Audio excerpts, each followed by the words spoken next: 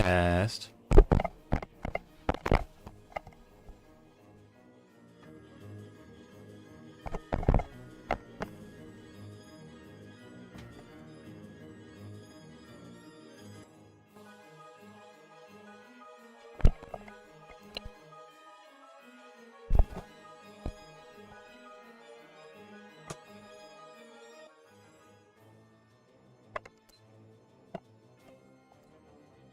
Test. There we go.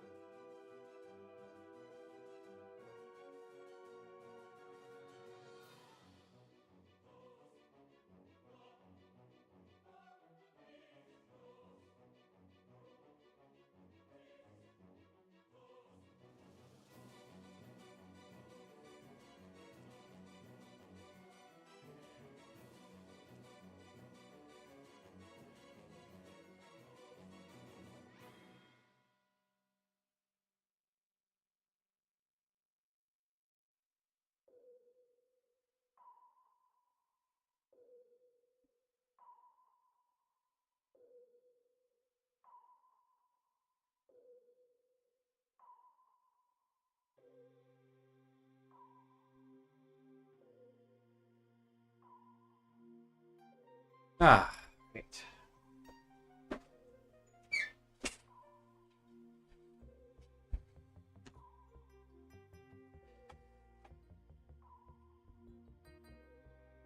All right. I don't like to try to. I don't like to try to like get into this as soon as I start, because I don't have time to edit this shit.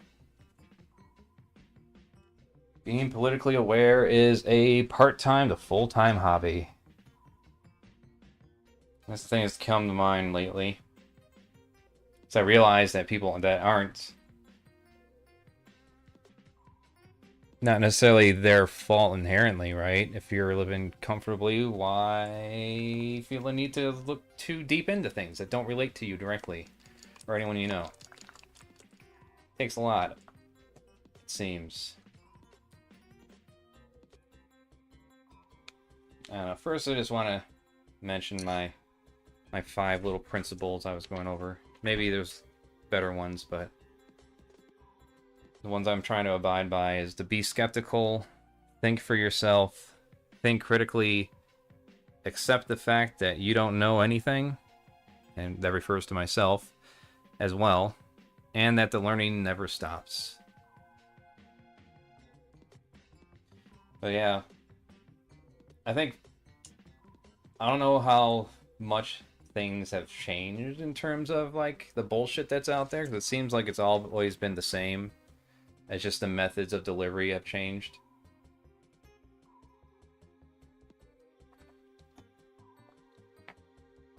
I think the main thing is that it all points down to one thing. First, where the fuck are my references? There they are. So for me, I think the main thing that it points to is Steve Bannon.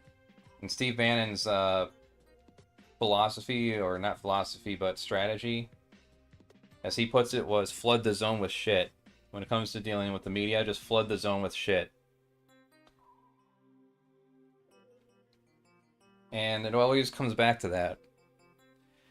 As more information comes out about Jeffrey Epstein and his buddies and their involvement in the culture wars with 4chan, something awful, and all these other connected, interchangeable things. It all comes back down to just that Steve Bannon quote: "Flood the zone with shit." Well, I should probably link this live stream with my main hub. Like, why not? We'll also make sure I got a good sound balance going on here. That Steve Bannon quote: "Flood the zone with shit." Well, I should probably link this live stream with my main hub.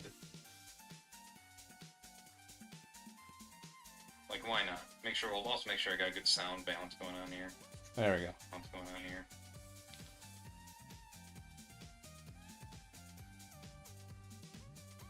And I don't know. You think that would just be like a wake-up call for a lot of people, right? How could you trust anything that person says, or anyone that person's connected to, when that's like his strategy? It's just flood the zone with bullshit. Flood everything with bullshit, and we'll run away with the narrative. Reality will be whatever we decide it is.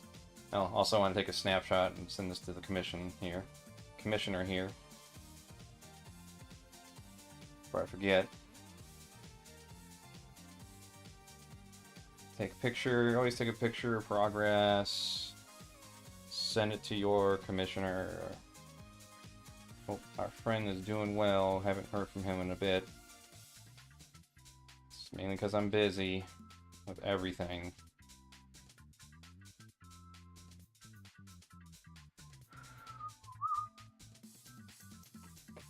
But yeah, like, how could you trust anything that person says if they're just like, I want to flood the zone with shit?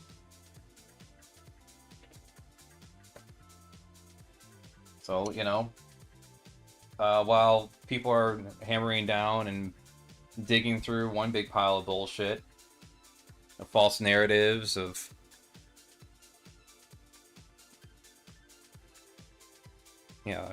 as they're digging through that shit, they're planning their next false narrative. You know, a lot of it for me, as I became more politically aware myself, was just the trans issues that were never issues to begin with. Like, there weren't trans people advocating to use the bathroom. They were just using the fucking bathroom. And, you know, a bunch of people with influence and power decided, you know what, that looks like a good target. They're less than 1% of the population. People can go their whole lives without interacting with one, without them even knowing it at times. If they do, it's a mystery. It's easy to demonize. Let's start off with the whole bathroom bit. And then it evolved into kids identifying as cats and dogs in the classroom. Whatever happened to that, huh? Did they ever declare that there was an end to that epidemic that they made up? No, of course not. They just quietly let it fizzle out and they moved on. I can only wonder what bullshit's being spewed right now with Iran. I mean, it doesn't take long to figure it out, find out. You just go on, like, Twitter or Threads or Facebook, and it'll be in a feed, just a whole slew of bullshit. AI memes and all this other bullshit on there. And like I'm saying already, it becomes a full-time hobby and a job just to cut through that shit. And thankfully, for the most part, we have independent voices that do that for us, that get paid to do that by grassroots, everyday people. But they only can do so much, and they have so much reach, especially when the platforms are fucking trying to stifle them. I think the perfect analogy for working for YouTube came from Drunken Peasants, where they're just like, it's like being a comedian, a stage performer, where the stage itself is trying to throw you off. You know, they simultaneously want all these people on the site watching ads and donating money to streamers and YouTubers, but they also want it to all be dry, family-friendly, sterile, boring bullshit. It drives me nuts. They want their cake and to fuck it too.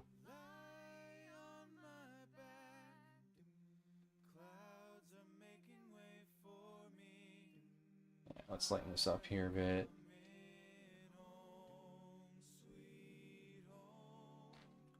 I guess the same around I really want.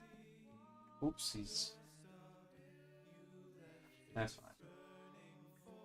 Just lay this down and then let it dry. I'll put the regular layer on it. The darker umber brown or whatever the fuck it is.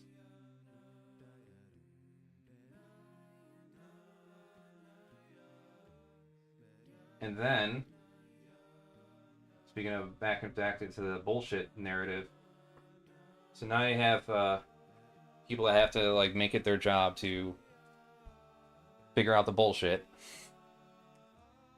cut through it, find actual like credible sources that don't get the media attention, but they're there because they're usually like private organizations that rely on donations and whatever little government funding they might find.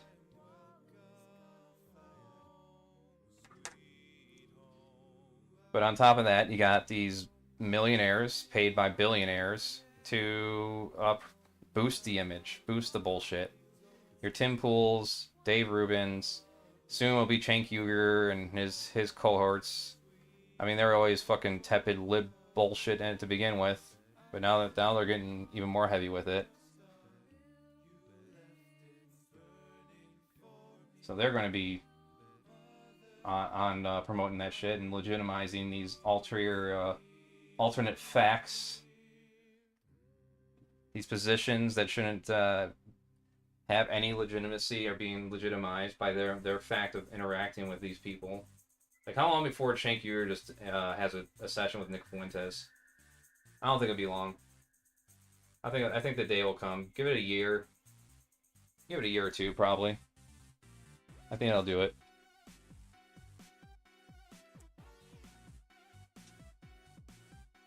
I think at that point, that's when he'll do it.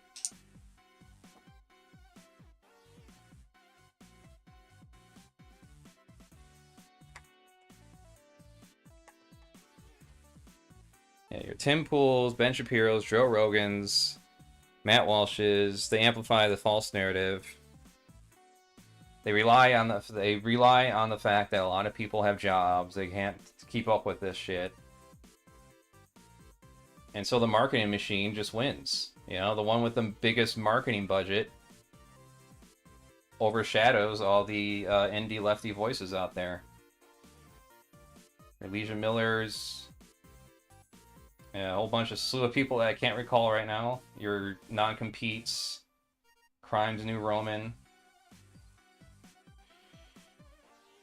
They're out there, but you know they don't have a budget, a marketing budget of $300 million a year to work with, or whatever the fuck people like Daily Wire get through donos.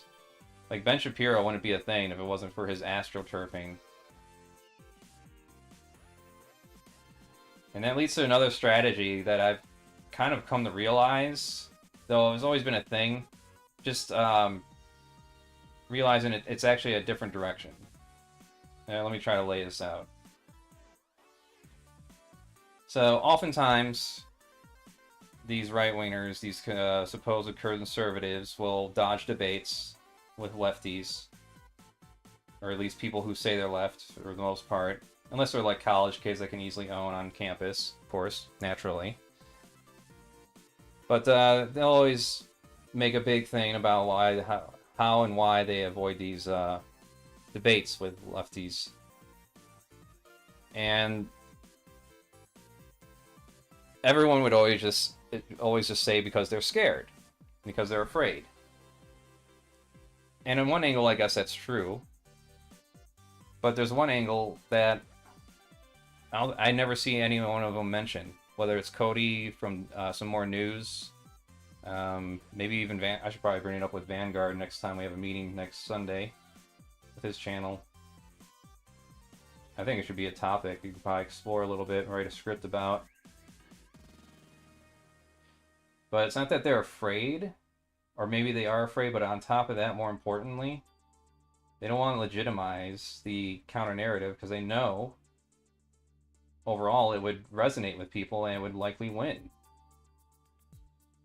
So, the thing about not platforming Nazis for a lot of lefties would be, like for Nick Fuentes, for example, right? You don't want to platform your Nazis like Nick Fuentes because it gives their arguments and ideas legitimacy that they otherwise would not have. Same reason why you wouldn't want a science panel to entertain a bunch of flat earthers, because it would give their backwards, already debunked ideas legitimacy. Like no one's... It's just a waste of fucking time. It's a waste of fucking time. It's distracting from making real progress and understanding of the human condition and the universe that we all live in. So you don't even give these people a fucking comment. You ignore them. And that's the strategy these conservatives use. These Matt Walsh's, Tim Pool's, Ben Shapiro's, unless they feel like they can like pull one over on their guests, they're never going to have these people on. It's probably why Tim Pool probably backed off on having the Amazing Atheist on his show. Because he knows he probably would just run him over with his ideas. Or counter Tim Pool's bullshit statements. And then Tim Pool will have to just rely on the fact that Amazing Atheist is called Amazing Atheist and his history and reputation or whatever the fuck to try to like delegitimize his points.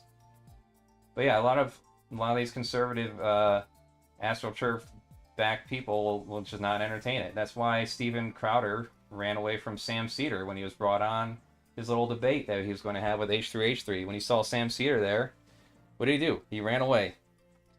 He ran the fuck away. Because he knows if he talks to him and starts sharing his ideas about marriage and healthcare or whatever the fuck the topic is, Sam Cedar's going to have all the fucking ammo to counter his argument, and that'll be it. They don't want to legitimize their opponents. They want to just stroke the egos of people who've already made up their minds, who are already convinced that lefties want open borders, and they want immigrants to take over your home. They want them to have all the health care and benefits so that you don't get paid enough to live. They want all your tax dollars to go take care of them while you suffer and toil away for nothing. Yeah, they can run away with all these fucking stories that they make up. And, you know, people listening to them have already spent their free time or work time listening to them. So why the fuck are they going to spend even more time listening to the counter-narrative or the supposed counter-narrative on some other channel on like Sam Cedar or Secular Talk with Kyle Kalinske? Like, why would they waste their time with that? I mean, well, not waste their time, but, you know, how would they find time for that? They can't find time for both. Especially if they're still religious-brained. And it's like a lot of these channels aren't even like atheist dedicated, but the fact that a lot of them are outspoken atheists already turns them off for whatever reason to even listening to them. So much for being open-minded, right? So much for the free market of ideas. Free market of ideas is whoever has the most money wins, gets heard. That's the free market of ideas. Like, here I am chatting away in an art stream, making art, and this is the only way I can get to, like, vent. Is to shout into a void. And work on major projects and, you know, try to really be fucking patient with myself as I take on clients and edit their videos, and hopefully find enough time to make my own videos that I can pitch to other networks like Nebula and maybe get on there. That's my hope, at least. That is my hope. I gotta figure out this fucking wood. Well, what does like a redwood look like? Give me like a redwood. Redwood plank, I guess. I want pink. I need something that differentiates from our shepherd here. Better, yeah, it could be like a green. Nah, it could, well, could be that. Like a painted, like, chipped away green. Some really pale, you know, pale rotting wood or something, like he's on a fence. Yeah, I kind of like that. I like that idea.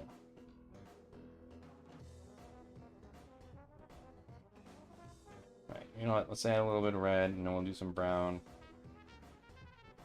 Oh, actually, you know what? I think an idea. Take this yellow.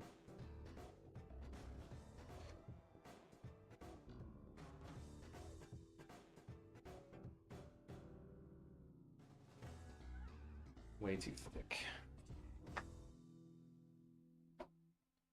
Bring it back. I'll lighten up when it dries.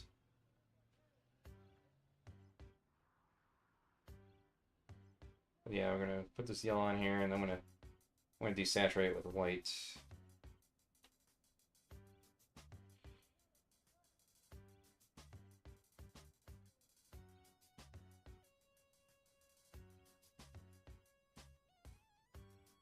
Pull some from here and put it over the rest.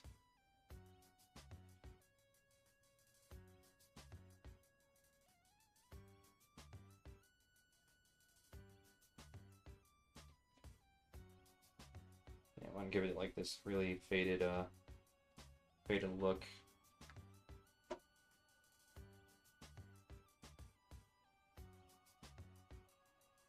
Add some yellow, and then we'll let that dry. I'll probably go over it with some white.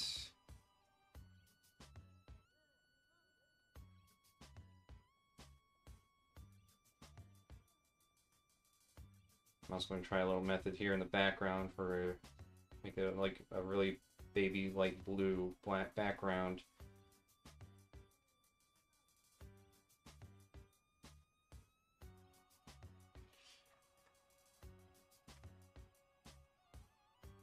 There. Just pull that away.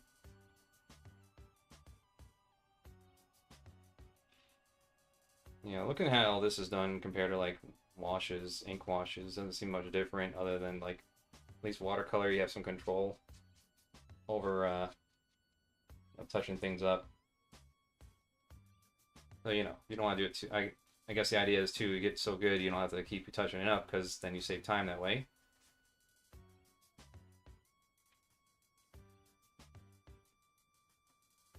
So keep pulling from here.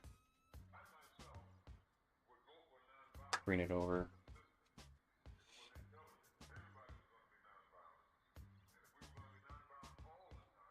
This is why you test your shit before you paint it down. So I accidentally put it on too thick. It's fine though. Even acrylics, you could just paint over again other layers to fix your mistakes on it. You make adjustments.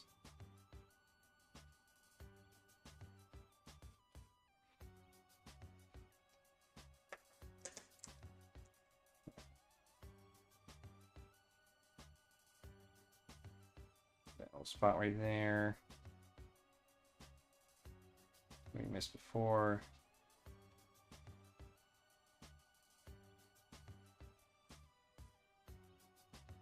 Let's get some of these other areas here. Yeah, add some shade. Not that there's a need to be add as much shade because you have the ink that does most of that work already. The beauty of cross-hatching is that you use the ink to shade rather than the paint. And I love that style so much that I've just been attached to it ever since. Because I don't see many other people doing it. Everyone else, even like when they do traditional, almost looks like a fucking digital painting a lot of times. To the point where it's like you wonder why AI kind of has like the sameness look to it right now. It's just so many artists to me just fall into like a particular standard and never go beyond that, because it's like the mass appeal standard to make your art look a certain way because it works. Why deviate from it? Now like AI art looks almost completely distinct in terms of like how generic and generalized it's become. Like it might, you know, it will reach that point. People start figuring out how to be completely deceptive, where you can't tell the difference anymore. Even something that looks like this with all its flaws and miscolorings or whatever. Well, whatever. So glad I never sweated it. But, yep.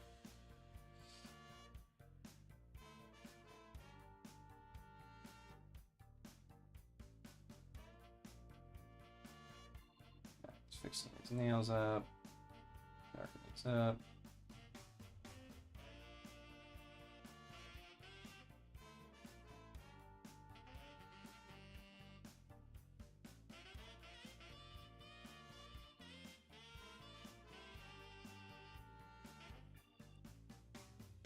What was the other challenge people face? So yeah, going back to this whole being political awareness, being politically aware, being a full-time job. You got a lot of people who not only are busy at work, but they have a family to take care of. So they might have maybe 20 minutes they'll spend on like a Ben Shapiro video, and that's all they need for whatever world news is happening, or Fox News morning report. It was the morning report. Bunch of bombs went off in Iran. U.S. says it's all going great. Well, okay, well, honey, I got off to work. See ya. That's the first and last they'll hear about it the entire day. Because you know what? The game might be on later. The movie that might be on later. Oh, you know, the kids might want to watch a movie. So, you know, you're suffering from watching, I don't know, Paw Patrol the movie for the 10th time because even though your kids have like a dozen movies now, they only want to watch one movie on repeat. And it's the Paw Patrol movie.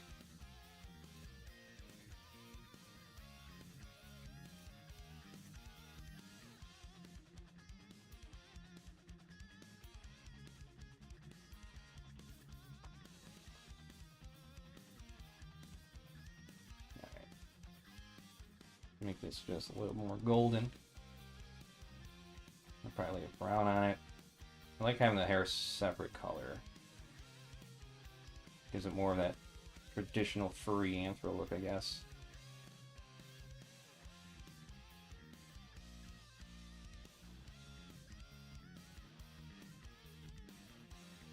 Take a small brush and go over those eyes.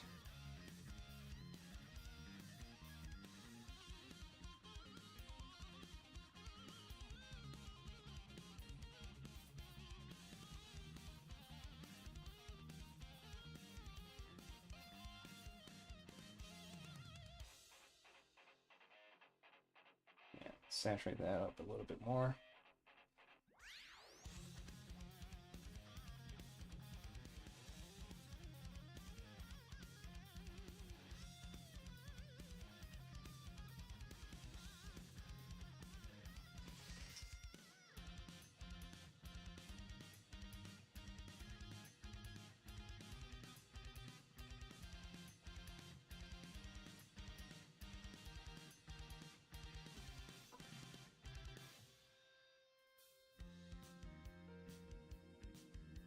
Let's see.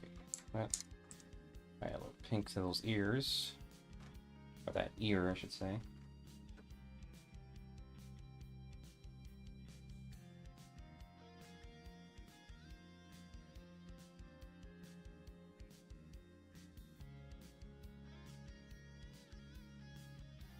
That's more like an actual dog ear.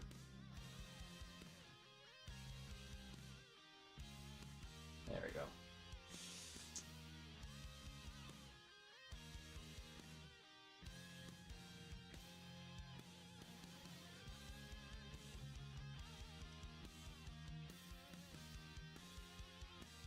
I guess we're going to have to let that dry for a bit.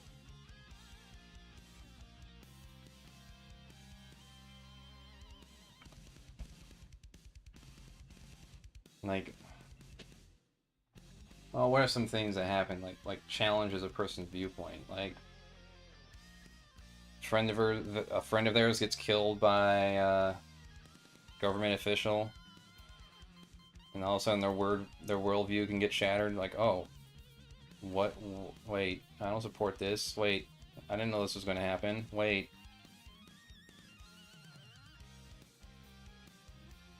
You know, they don't think about the discrimination a person might face being black or queer until they're told, or until one of their best friends or some friend they knew, or family member tells them their experience. And, you know, they've known them enough that they're not about to deny their experience.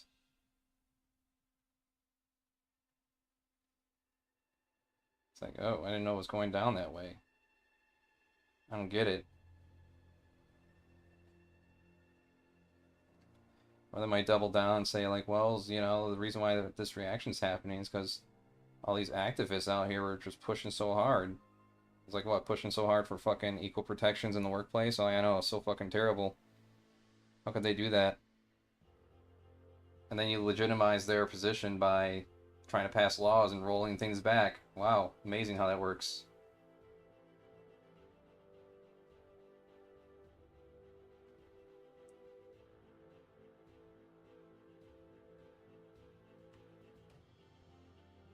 Good job, idiot.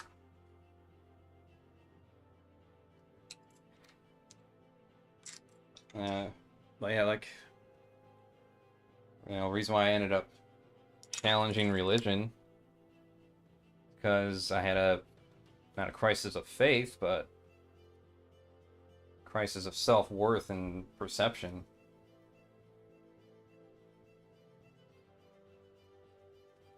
And first, I came over that. I'm like, okay, wait a minute. God's all-knowing, God's all-understanding. He knows about things going on with me, and he'll understand, unlike anyone else would. So, and that's how I got over that. Just accepting myself, while still legitimizing the belief in God about it. And then the thing that actually did it for me was the creationist debate. And actually reading the Bible, and it was like, wait a minute, there's no way any God wrote this shit. There's no way a God would write shit like this. This makes no sense. This is supposed to be the word? This is supposed to be the profound word? Child slavery, polygamy when it's all about supposed to be all about monogamy.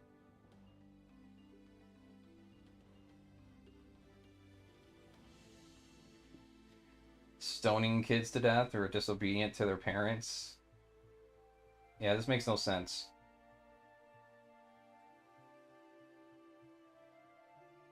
If God was real and he wrote that book, he would have had such a profound understanding of psychology beyond what people did then. And he would be demanding, like, almost a reconstruction of civilization. Like, no, you're not going to do this. This is not going to be your practice. This is unethical. This is all evil. Abandon these ways, or I'll abandon you.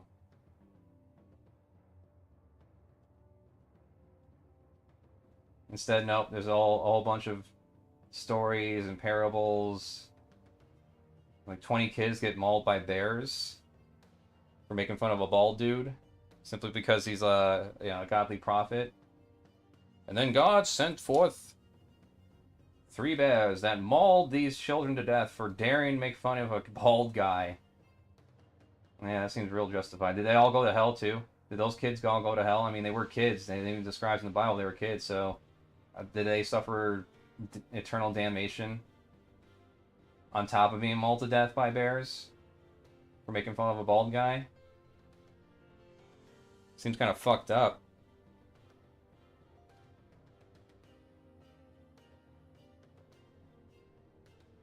Seems like something a petty child would do if they had godly powers. You made fun of me for being bald? Well, oh yeah? Well, I'm going to summon the bears and they're going to tear you apart.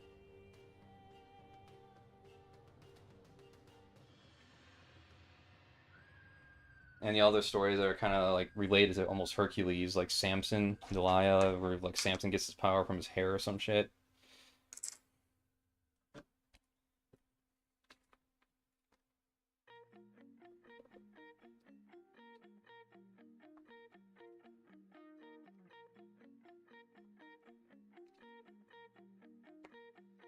Makes a lot of sense.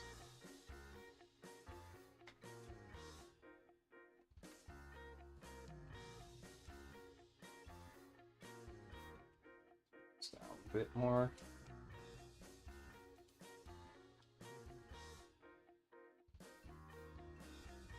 Well, I do have the other page I can work on here.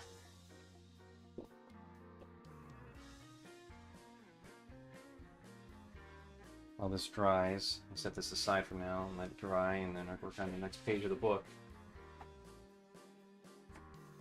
Always good to juggle projects. Well, yeah, I wanted to redo the dialogue first. At least on the first page here, I want to redo the dialogue. I want to get back, I want to get into the practice of doing just capitals because they print better. They read better. They read easier.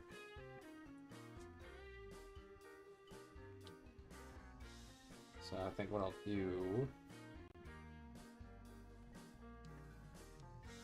I'll just do it on the side here. I always cut it off with a computer and shit. Yeah, why not?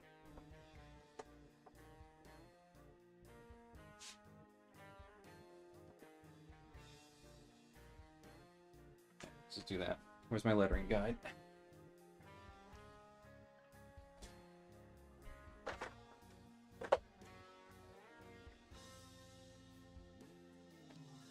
Where's my lettering guide?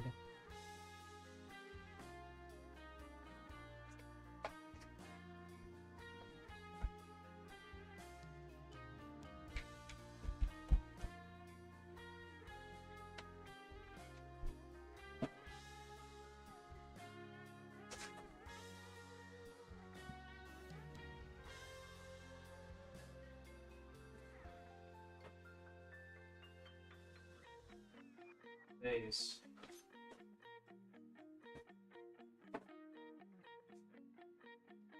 Oh, I think I know where it is. It's in my bag, I think.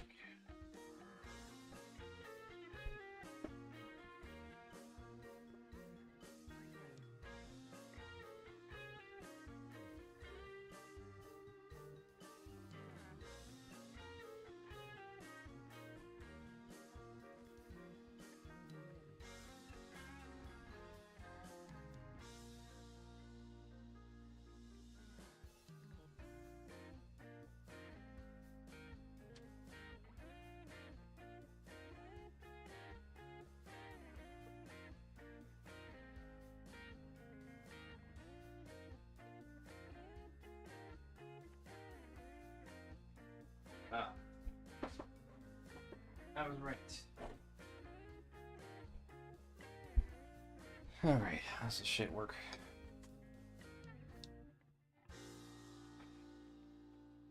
No? No, I don't want to flip it over.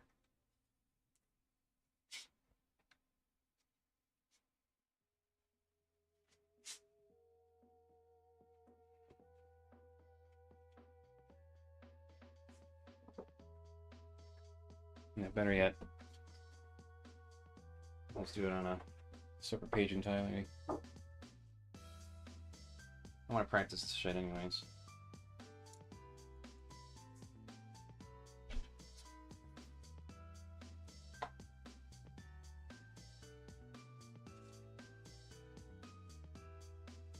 square.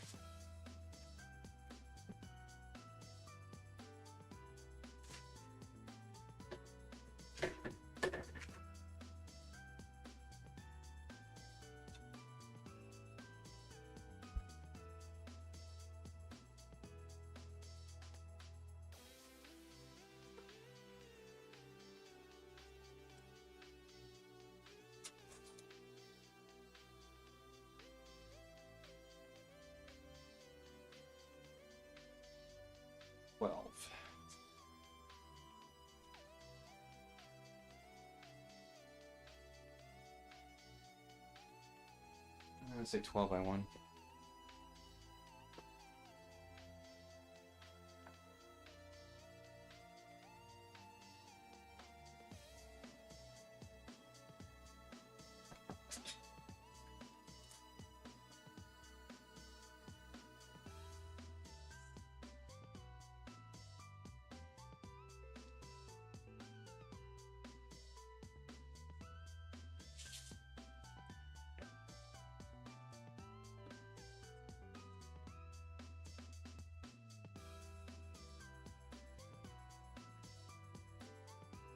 Oh, time to look up a tutorial guide.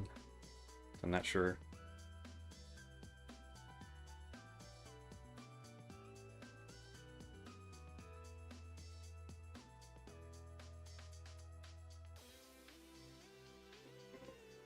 As the most common way to use an image.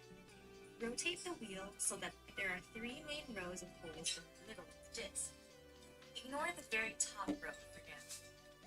To make guidelines, place your pencil tip in the second guide hole from the top row, and slide the guide along the T-square. Repeat this process with each of the other holes in the row, except the first hole that we skipped.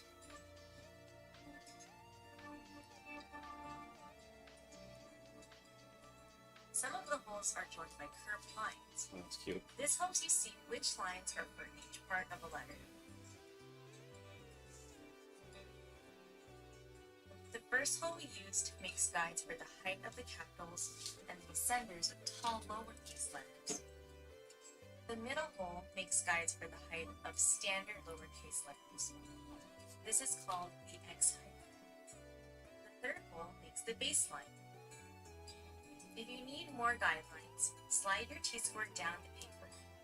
Then align the top hole that we previously skipped with the bottom line and continue drawing lines.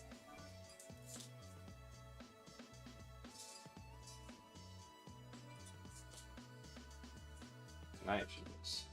The row of holes on the left, which we just used, makes guidelines in which lowercase letters are 3/5 as tall as capital letters.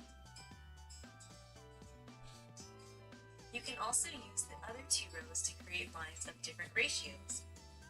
The row in the middle makes evenly spaced guidelines, which is why it has no connecting curves. This is good for writing in all caps, but it can also be used for regular text. The third row of holes makes guidelines in which lowercase letters are 2/3 as tall as capitals. This will be used for ratios. So, what is that now? The row in the middle makes evenly spaced guidelines, which is why it has no connecting curves. This is good for writing in all caps, but it can also be used for regular text. The third row of holes makes guidelines in which lowercase letters are 2/3 as tall as capitals.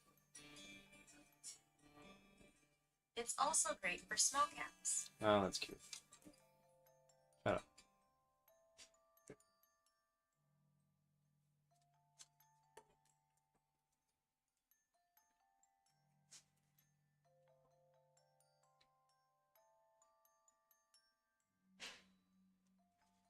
Yeah, well, it also helps to know where the fuck he needs to lay down.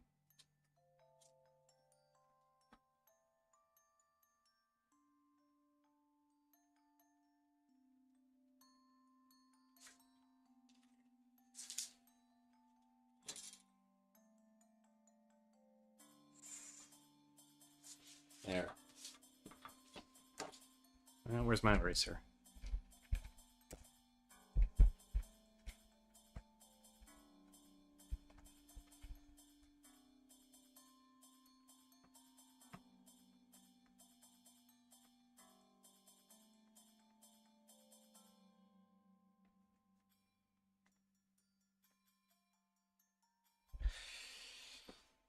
Alright.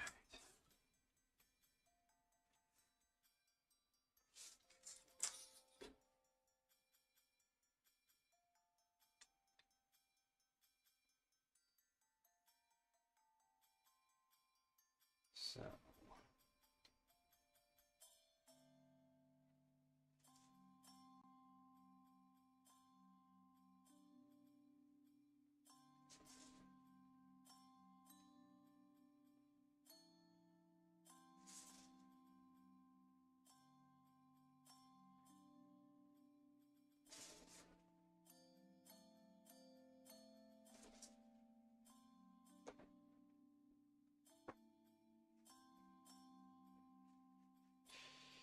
alright.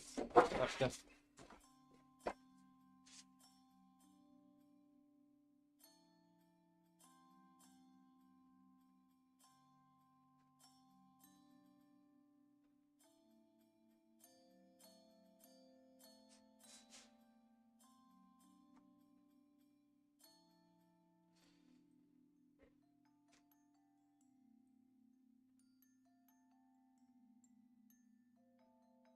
No, fuck up.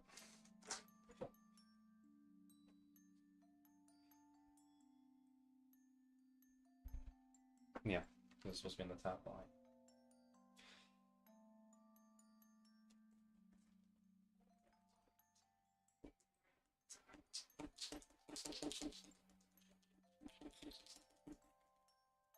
I'm gonna lighten these up a bit. Alright.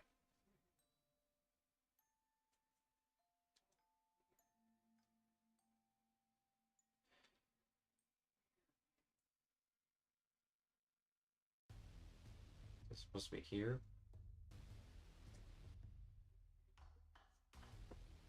Fuck it. Do it again.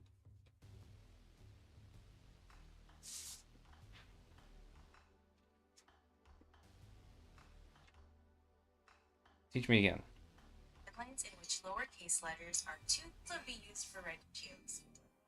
The row in the middle makes evenly spaced guidelines, which is why it has no connecting curves. If you need more guidelines, slide.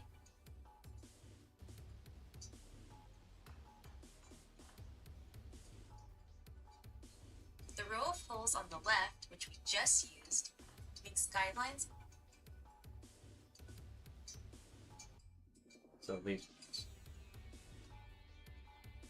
The row of holes on the left, which we just used, makes guidelines in which lowercase letters are 3/5 as tall as capital letters. You can also use the other two rows to create lines of different ratios. The row in the middle makes evenly spaced guidelines, which is why it has no connecting curves.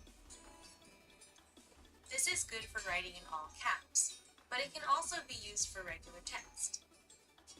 Alright.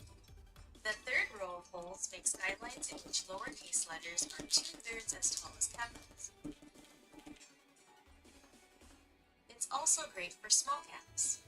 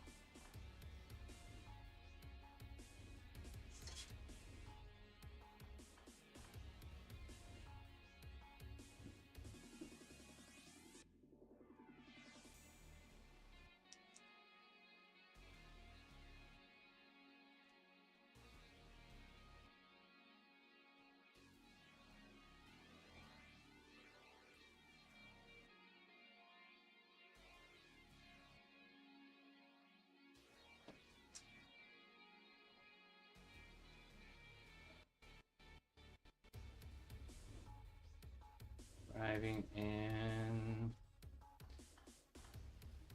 paradise.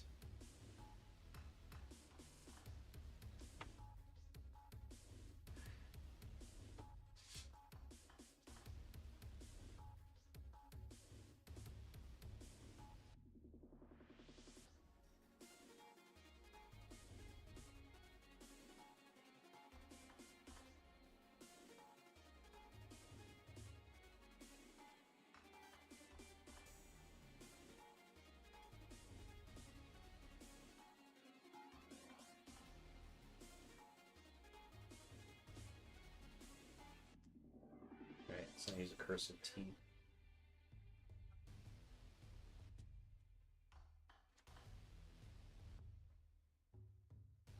TJ.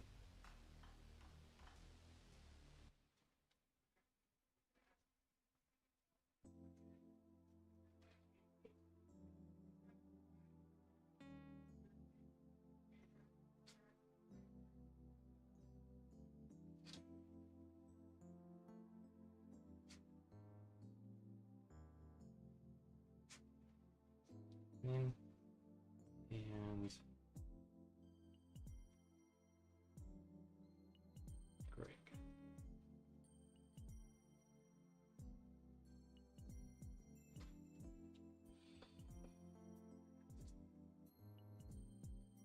Yep, need more lines.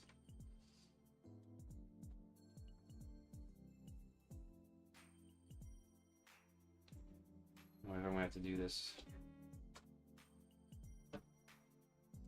Oh, this is also an inch short.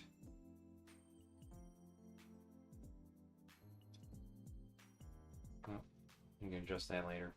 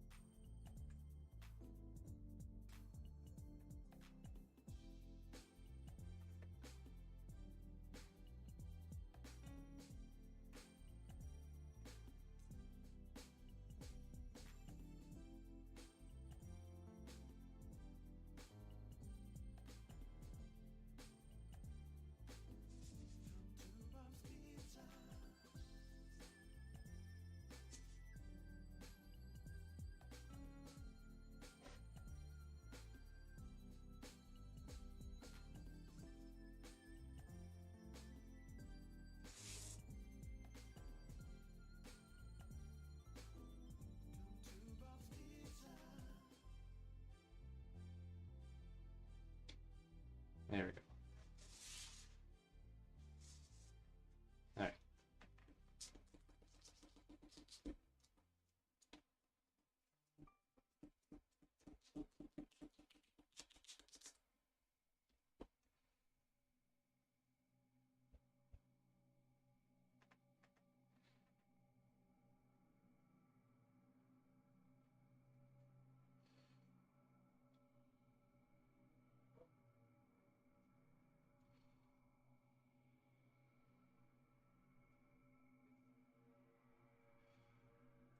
Just trying to be consistent here with the lettering.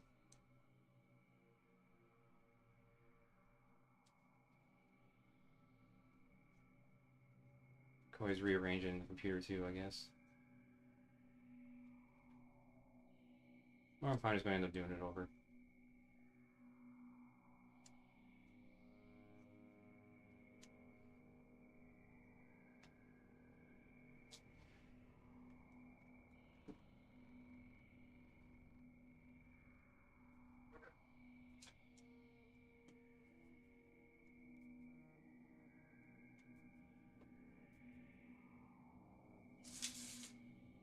Yeah, but just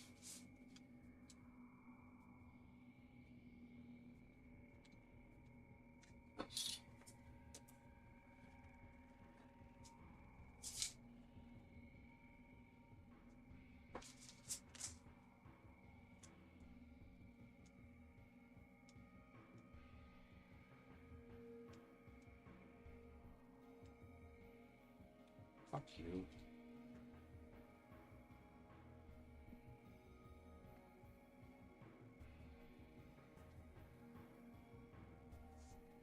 Oh my god.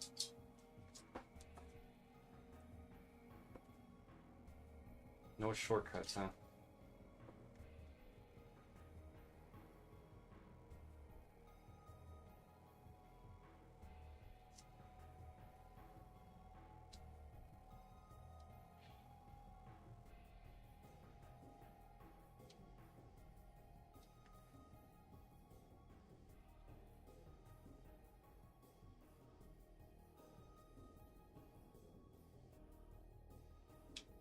There we go.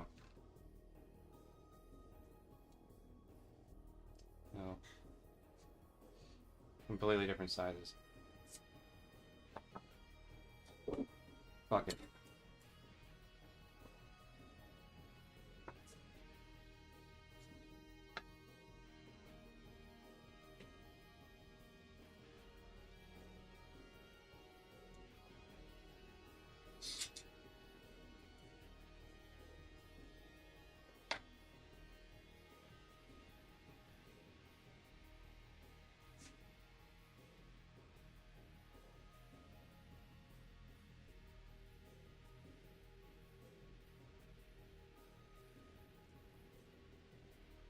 Into here.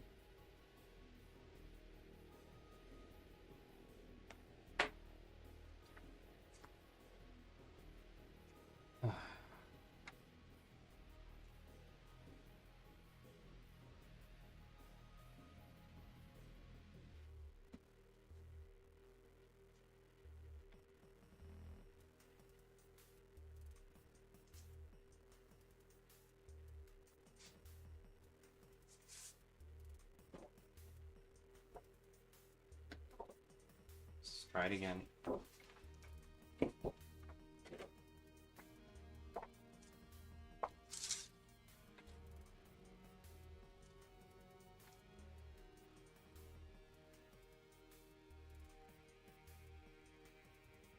Just try and pick a spot that doesn't have paint on it.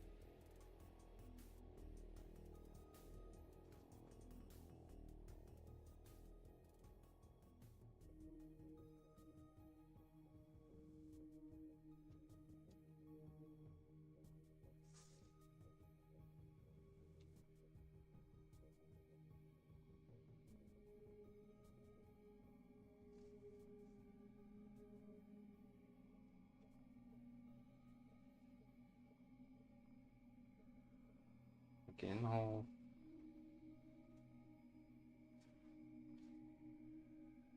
Fuck's sakes. Time I wish I had my mechanical pencil.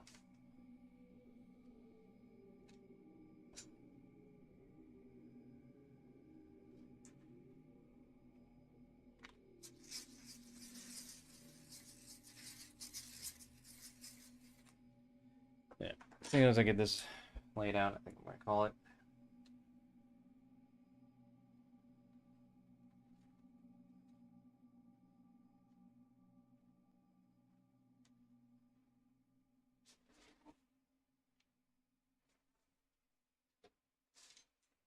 All right.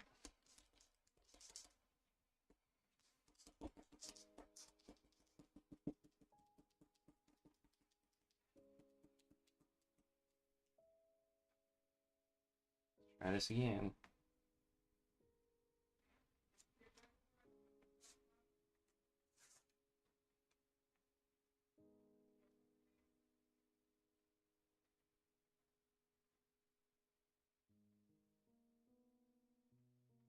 So it's like a quarter inch each. So skip one for a space. Okay, that makes sense.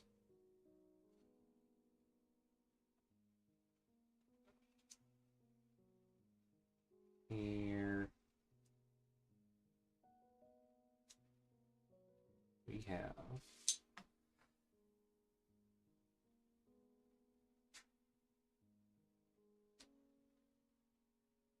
four mice.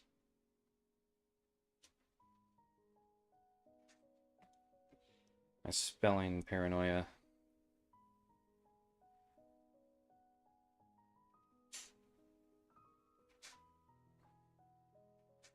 If it wasn't for a goddamn phone, I'd probably just be looking up a goddamn dictionary on hand. It is ours. 2 R's.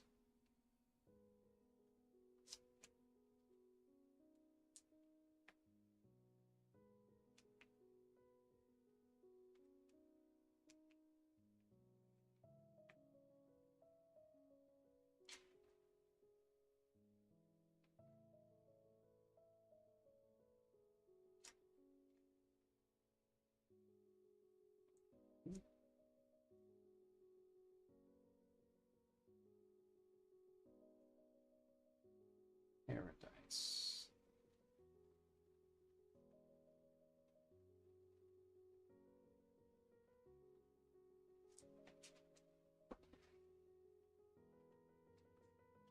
Yes.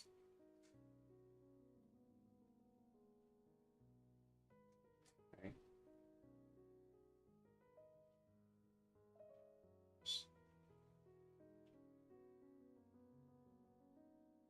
TJ.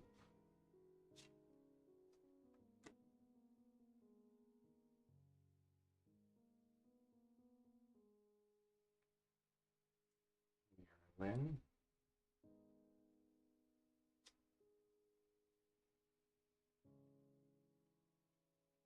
Min. And Greg.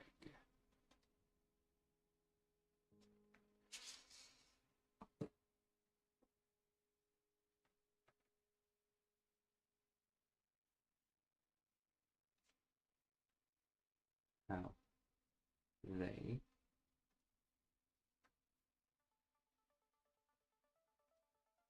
got here.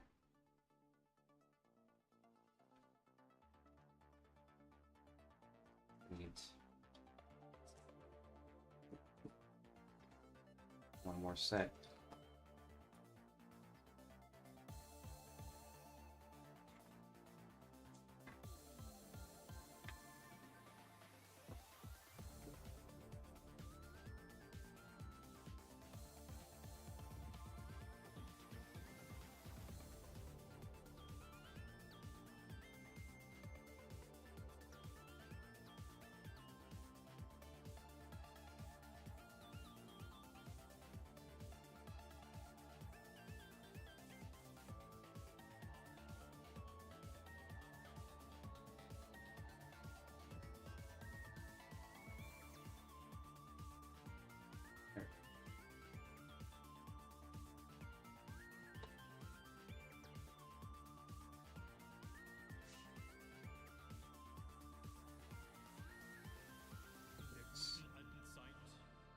Not.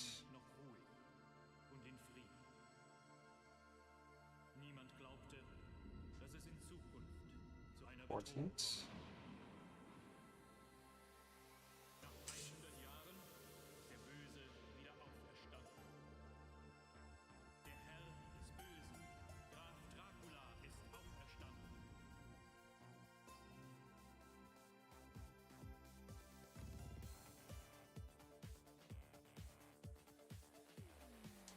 There. A lot more even. That's gonna look a lot better. Alright. Oh, I don't have much else to talk about, so I'm just gonna call it for now. Hey, Dalen.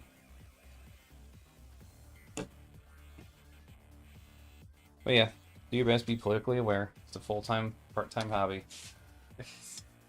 Good night.